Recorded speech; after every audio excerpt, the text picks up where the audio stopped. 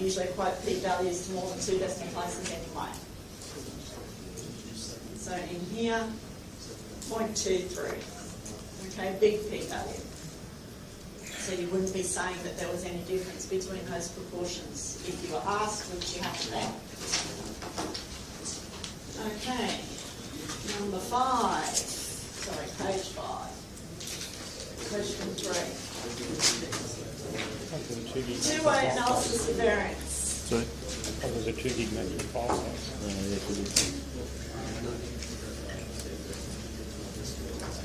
Okay, so we're back to the foam height. We're splitting it up according to glass temperature and angle and looking at the interaction between those.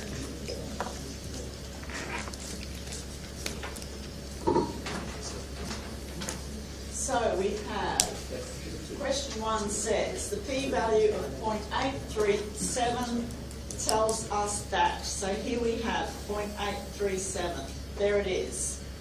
Okay, so it's about the interaction. So it's a big p-value, it tells us there's nothing going on, basically.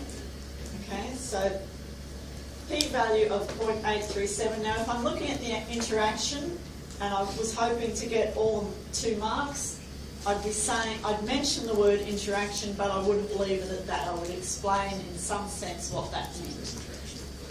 Okay, so I would be saying here something along the lines of p-value of 0.837 tells us that there is no evidence of an interaction,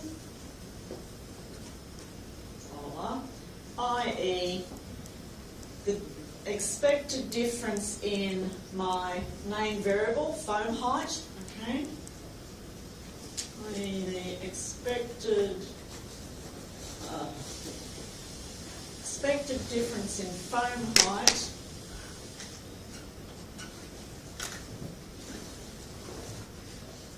for different angles doesn't change with the glass temperature. Okay, so the expected difference in foam height for different angles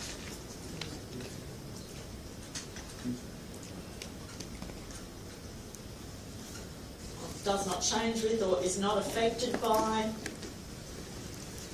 does not vary between, whatever you like, is not affected by,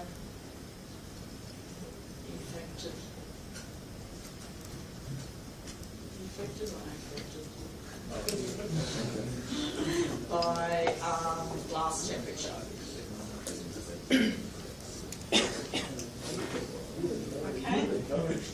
So what I want to say is there's no evidence of an interaction, and what does that mean? It means that basically what I expect to see is a difference in my main continuous variable between the different values of one of the factors doesn't change for the different values of the other factor.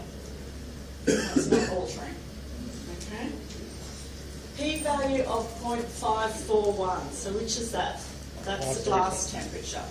0.541, huge again. Okay? So no evidence.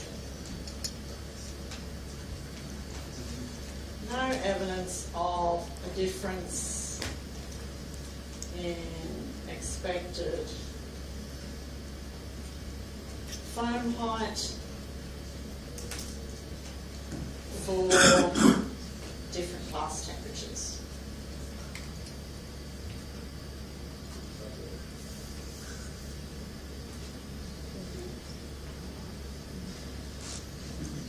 Okay. And then the 0.00 is very, very small. Okay. So very strong evidence of a difference in the, so very strong evidence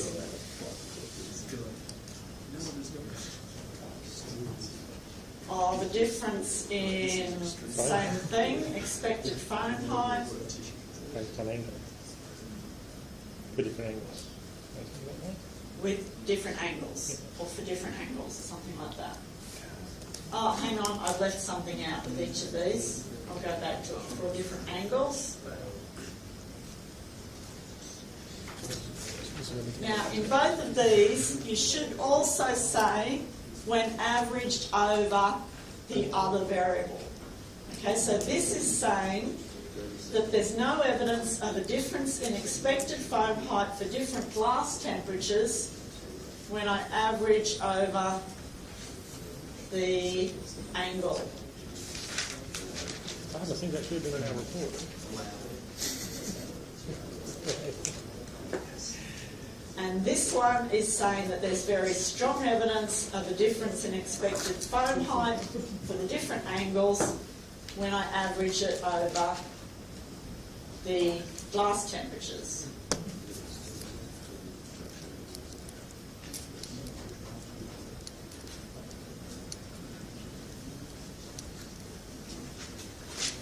Okay? Once you get used to those, hopefully you've got used to them by now, they're not too bad.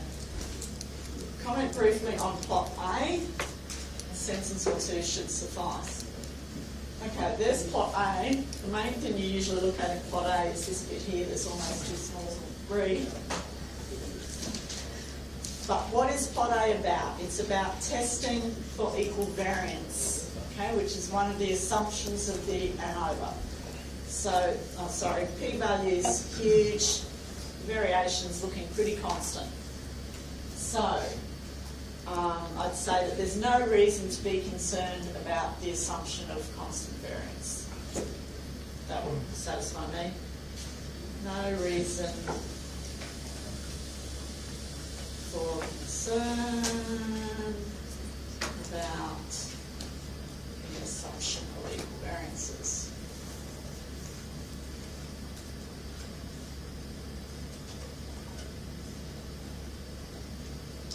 Okay.